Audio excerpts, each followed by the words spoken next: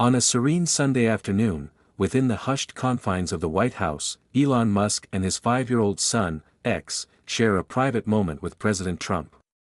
Trump presents X with a weathered wooden box, its mysterious contents delivering a profound lesson in love that forever alters their hearts. The day unfolds in Washington with a stillness that echoes the city's layered past, its stone structures steeped in history. Overhead, clouds drift lazily above the White House, thick and pale, casting a gentle gray hue across manicured lawns and towering iron gates. Inside, far from the clamor of reporters, the buzz of phones, and the ceaseless churn of government, a quiet room near the East Wing holds three unlikely figures in silence: Elon Musk, his young son, and the President of the United States. Though the press was told it was a casual visit, no photographs emerged, no statements were issued. This was no political event, it was a personal encounter. Donald Trump sits with hands clasped, elbows resting on the armrests of an intricately carved wooden chair once occupied by Roosevelt and Reagan. His face softens remarkably, the usual edge absent from his voice. He appears not as a man poised to speak, but as one finally ready to listen. Across from him, Elon Musk adjusts his position on a sofa, long legs crossed, one hand resting tenderly on his son's back. The small boy, known globally by a single letter, sits upright between them. His curly hair is slightly tousled, the sleeves of his blue sweater pulled over his hands as if to steady them. For a moment, no one speaks. Then Trump leans forward, placing a modest wooden box on the table between them. Rectangular and smoothed by time, it is bound with a faded red ribbon, unadorned and unmarked, its simplicity a testament to age. "I don't usually give gifts," he says, his gaze lingering more on Elon than X, especially not ones like this. X tilts his head. "Is it for me?" Trump offers a faint smile. "Yes, but you don't have to open it now." X glances at his father, who nods encouragingly. With careful fingers, X tugs at the ribbon, it slips away like silk. He lifts the lid slowly, revealing a tiny Bible, no larger than a child's palm. Its cover is cracked and softened, the leather edges worn thin. Inside, a yellowed slip of paper rests on the first page. X lifts it, turning it over in his hands. Written in an old, slanted script are the words, "Teach him love before you teach him strength. Mary Ann." He reads aloud, voice steady. Elon leans closer, Trump leans back. A silence settles over them. Then X asks, "Who wrote this?" Trump's voice drops. "My mother," he replies. "She gave me this Bible when I was about your age." X stares at the words again. "Did she teach you love?" Trump swallows. "Yes," he says. "Even when I didn't understand, she prayed for me every day. She said love isn't always loud. Sometimes it's what remains when everything else fades." X looks up. "Why did you give it to me?" Trump glances away, his eyes, accustomed to cameras and crowds, seem lost for a moment. "Because I think you already know what she wanted me to learn," he says, "and I didn't want to forget it again." Elon remains silent, but a shift occurs in his posture, his hands relax, his grip on X's shoulder grows gentle. X carefully places the paper back in the Bible and closes the cover. "Thank you," he says. Trump nods. "You don't have to read it. Just keep it close. To remember." The rest of the hour passes in calm. They avoid talk of elections or rockets, deals or deadlines. This isn't that kind of meeting. X tells Trump about a bird he saw in the garden earlier that morning, with red wings that seemed unsure of its direction. Trump chuckles. "I've felt that way too." "Really?" X asks. "More than once," Trump replies. "But I usually pretended I didn't." X looks thoughtful. "I think even birds need help sometimes." Elon smiles at this, and Trump releases a breath he hadn't realized he was holding. As they prepare to leave, X clutches the box with both hands, not asking for a bag or to leave it with someone else. He holds it as if it carries weight, as if it matters. At the door, Trump touches Elon's shoulder and murmurs. I haven't always been sure of the man I'm becoming. But if he remembers me for this, I'll take it. Elon nods once. Take care. No photos are taken, no promises made. Yet in that room, once filled with the echoes of power, something softer takes root, something harder to define, but more enduring. As they step into the hallway, Trump turns back with a final remark. She would have liked him. Elon pauses. Your mother? Trump nods. He asks questions I used to run from. With that, he returns to the West Wing. The drive home from the White House is unusually quiet. Elon Musk sits beside X in the back of a black SUV, watching Washington streets through tinted glass. The city, with its sharp edges and slow pulse, has always felt distant to him.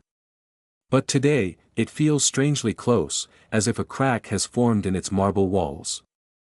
X, still holding the small wooden box Trump gave him, sits with it pressed to his lap.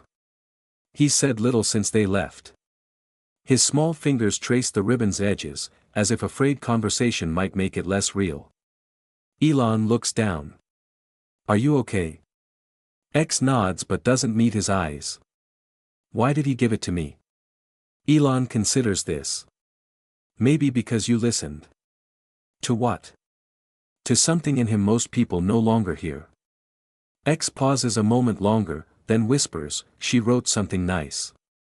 Who? Elon asks. His mom. Elon nods slowly. Yes.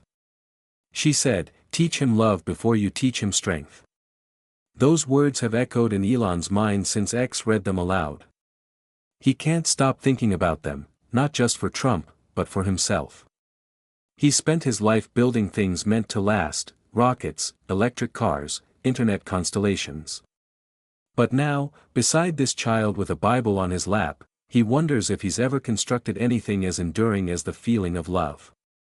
When they arrive home, X carries the box straight to his room without asking permission. Elon follows. The boy climbs onto his bed, sets the box on the blanket, and opens it again.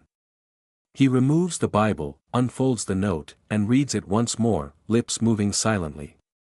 Do you think she meant it? X asks unexpectedly. Elon sits on the bed's edge. I think so. Did he mean it? Elon pauses. I think he's trying. X looks at the Bible. It smells like a book from long ago. That's because it is. Do you think she read it to him? I think she tried. A long silence follows. X touches the edge of a page, careful not to tear it. Then he says, can I show it to Evelyn? Elon smiles. Evelyn, the family's longtime nanny and friend, taught X to read and write, often speaking to him of kindness, peace, and faith, things Elon admires but rarely embraces.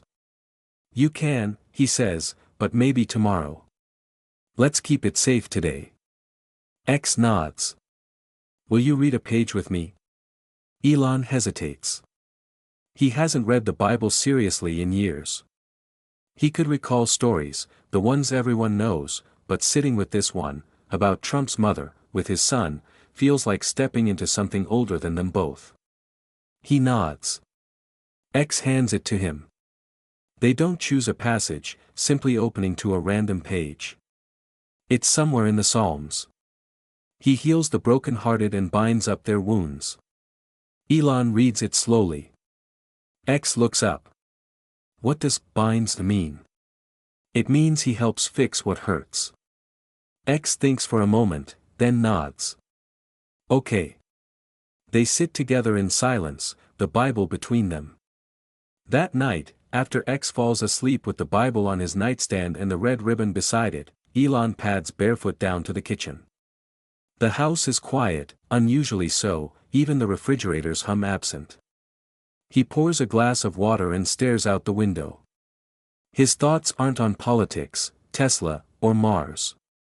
They're on Donald Trump, not the figure of debates or speeches, but the man who sat quietly in that chair, passing a gift from his mother to a boy unaware of its history. Why X? Why now? Elon isn't sure. But he feels a change stirring. He glances at a tablet on the table, its screen showing an email from a journalist requesting comments on the White House meeting. He doesn't reply. For a moment, he thinks, no headlines needed. Just let it be. The next morning, X descends with the box in hand and asks again, "Can I show Evelyn?" "Yes," Elon says. "Let's go together." They find Evelyn in the backyard, tending herbs she planted with X earlier that spring. The sun sits high enough to warm the brick patio, the air carrying a hint of rosemary. Evelyn turns as she sees them. "Well, you two look serious." "I have something," X says, handing her the box. "From Mr. Trump." She opens it carefully, pulling out the Bible and note. A soft gasp escapes her. 2 days later, the weather shifts subtly, a coolness in the breeze where none had been. In California, it means little. But in Elon Musk's home, it feels quiet, invisible, because something else has changed too. Since that day at the White House, X is different, not louder, not withdrawn, but more reflective. He carries the small Bible from room to room, not to read it, but to keep it near, as if the object itself holds warmth, a memory that fades if untouched. Evelyn notices first. Something happened in Washington, she asks Elon one morning, standing by the sink as X waters his tiny basil plant with a plastic measuring cup. Elon nods. Trump gave him a Bible. Evelyn blinks. A Bible? His mother's, Elon says. Mary Ann, with a note inside. Evelyn turns slowly to look at the boy. What did the note say? Elon hesitates, then recites it. Teach him love before you teach him strength. Evelyn stares at the floor for a long time. I didn't expect that from Donald, she murmurs. Neither did I, Elon admits. But he meant it. She watches X adjust the basil pot to catch the light. I think he gave it to the right person. That evening, as dusk settles over the hills and a lavender twilight creeps across the Musk estate, X retrieves his sketchbook. He sits alone on the balcony, legs dangling from a cushioned bench in the courtyard, tongue slightly out in concentration. In one hand, he holds a brown pencil. With the other, he begins carefully sketching an image that has lingered in his mind since the White House. A woman with kind eyes. He never met Mary and Trump in life, but something in Trump's low voice, his inward gaze, left an imprint. So he draws her as he imagines, soft cheeks, a gentle smile, a necklace, with 2 boys at her feet, one with yellow hair, tall and stern, the other, smaller, with curls and wide eyes reaching for her hand. It's his way of saying, I heard you. Later that evening, he shows it to Elon. I want to give it to him. Trump? Elon asks. X nods. He forgot to mention her. But maybe if I show her to him again, he won't forget. Elon pauses, then makes a call.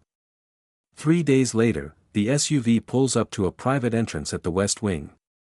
No motorcade, no press, just a discreet security check, a brief exchange of nods, and a short walk down one of the White House's quietest corridors. Trump waits inside.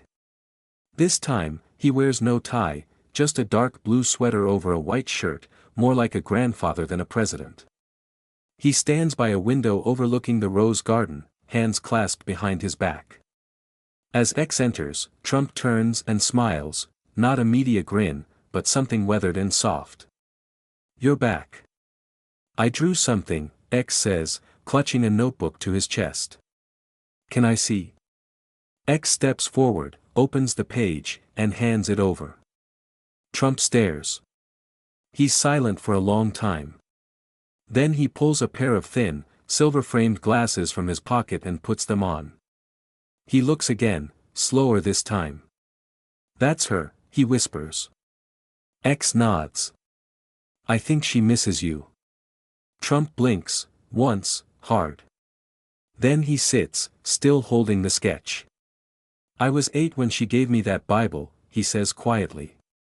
I didn't understand what she meant then. I thought she just wanted me to be good. He looks up. But that wasn't it. She wanted me to love without needing to win. X says nothing, just sits beside him. Trump hands back the drawing. You drew her better than I ever could. You remembered her, X replies. You just forgot how much. Trump swallows. That's the trouble with getting old. You think what matters will always stay close. But it slips away. Even the voices. He folds the page carefully, reverently. Can I keep it? X nods. It's for her. Trump blinks again, then laughs once, softly. She would have liked you. You remind me of myself before I got loud. X tilts his head. But you don't yell at me. Trump turns away. Maybe I'm remembering. Outside, the garden hums quietly in the breeze. Elon watches through the window, not intervening. Something sacred unfolds in this room, and this time, it needs no audience. As they leave, Trump escorts them himself. At the corridor's edge, where carpet meets the marble of the outer vestibule, he kneels by X. He says nothing at first, then whispers, I hope you keep asking questions like that. X smiles. Trump rises slowly. He turns to Elon. He's different. Elon nods. I know. Trump nods too. Make sure the world doesn't tell him that's a bad thing. Elon rests a hand on X's shoulder. I won't. With that, they depart. That night, as Elon tucks X into bed, the boy reaches for the Bible on the nightstand.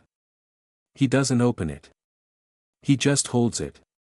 I think she needed it more than I did, he says quietly. Elon sits beside him. Maybe. But now it's with you both. X nods. Do you think she knows we remember her? Elon gazes out the window at the moon rising over the hills. I think she does. The next morning begins like most in Elon's California home, sunlight filtering through sheer linen curtains, the faint hiss of the espresso machine on the kitchen counter, the usual sense that something important waits just one room away. But today, something feels quieter, not in volume, but in spirit. Elon notices it first, in the way X moves. Typically, the boy leaps from bed to build, Lego towers, cardboard spaceships, puzzles. But this morning, he sits cross-legged at the bed's edge, the Bible on his lap, fingers slowly turning pages, not reading quickly or scanning as Elon often does for answers, but sitting, absorbing. Elon watches from the doorway for a moment, then taps lightly, though the door is already open. X looks up. Good morning, Dad. Hi, Elon says. You okay? X nods. I think so. He pats the bed beside him. Elon sits. What are you reading? I don't know, X says. I just opened it. I'm not reading it all. I'm looking for her voice. Elon blinks. Mary Ann. Yes.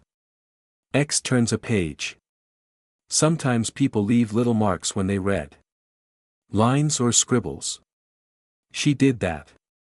He lifts the book, pointing to the margins. Faint pencil marks, nearly erased by time. Tiny dots beside some verses. A barely visible underline of gentleness in Proverbs. She read this page a lot, X whispers. How do you know? Elon asks. She touched it the most. Elon looks at the boy, his child. This 5-year-old in a moon-colored shirt, with wide eyes holding more intuition than most adults he works with. She would have loved you, he says, unthinking. I know, X replies. I feel her. Later that morning, Elon sits in the backyard with Evelyn. She stirs honey into her tea, deliberate and methodical as always. They watch X in the yard, kneeling by flower beds he helped Evelyn plant months ago. He whispers to them again, a habit she taught him. Talk to the plants, she once said. They listen better than most adults. Elon sips his coffee, then asks, "Have you ever met someone who made you believe in something again?" Evelyn smiles softly. Faith doesn't always start loud. Sometimes it begins with someone very small doing something very real. She pauses. "You're asking because of the gift, aren't you?" Elon nods. It wasn't just a Bible. It felt unfinished. Like he was trying to pass on something he didn't know how to carry further. Evelyn glances at X. Maybe that's what children are for. To finish things. To remind us where we left off. That day, X does something unexpected. He asks to go to the park near their home, but not to play. He carries the Bible in a small drawstring bag, along with a napkin holding 3 peanut butter sandwiches, a red apple, and a plastic water bottle. "Where are we going?" Elon asks as they near the park. "I don't know yet," X replies. "But I'll know when we find them." They walk for a while, past swings, past slides. Then, under a shaded tree, they spot a woman sitting alone on a bench. Her clothes are clean but worn. Beside her lies a folded blanket, her hands cradling a warm coffee cup that seems refilled more than once. X stops. "It's her," he says. And Elon blinks. "You know her?" "No," X says. "But she feels like someone who wants to be remembered." He approaches slowly. The woman looks up, surprised but not afraid. "Hi," X says, reaching into his bag. He pulls out the napkin. "I brought lunch." She stares at him, then at Elon, a few steps behind. "For me?" she asks. X nods. "I'm X. My friend's mom said love comes before strength, so I thought maybe today love is a sandwich." The woman blinks rapidly, then smiles. Her hands tremble slightly as she takes it. "What's your name?" X asks. "Claire," she replies. "Nice name." He hands her the apple too. Elon watches, frozen. No cameras, no news, no algorithms, just his son, remembering what's never taught in classrooms. That night, Trump sits alone in the Oval Office. The West Wing is nearly empty, most staff gone home. Briefings are done, folders neatly stacked. The light is low, save for a lamp in the corner of his desk. Before him lies the chalk drawing X gave him, Mary Ann, with him and the boy, and a woman holding a cross. He stares at it for a long time. Then he reaches for a pen. On the back, in a script he hasn't used since his mother wrote him letters as a child, he scrawls, "Dear Mom, I forgot how you smiled. But I remembered when a boy showed me your eyes again." He leans back. For the first time in years, he doesn't feel like a president. He feels like a son. Days pass since X gave the sandwich and apple to the woman in the park. She asks for nothing more, not even his name again. But she looked at him with something Elon can't stop pondering, a kind of wonder, as if reminded of her own existence. That evening, X does something new. He asks for a shelf. "A real one," he says, "by my bed." Elon is surprised. "Why?" X lifts the Bible and red ribbon. "For her and Mr. Trump. And for all the people who feel lost and are trying to remember." They choose a shelf together, plain pine, no ornate carving. X helps sand it, paint it white, and hang it with a level and elbow grease and too many jokes about crooked books. They call it the memory shelf. The Bible goes in the center. This concludes our narrative journey. I trust you found this gripping saga of intrigue, cutting-edge innovation, and astonishing discoveries captivating. From where are you tuning in today? I'm curious to learn which corner of the globe this tale has touched. If this escapade held your interest, please give this video a thumbs up and consider subscribing to the channel for a steady stream of compelling, mind-expanding stories just like this one. Fresh material is posted frequently, ensuring you're always in the loop for the newest spellbinding adventures. Be sure to pass this video along to your loved ones and friends. It's a great way to share positivity and insight while expanding our circle of story enthusiasts. Your encouragement is invaluable. Thank you for joining me, and I look forward to welcoming you back for the next tale.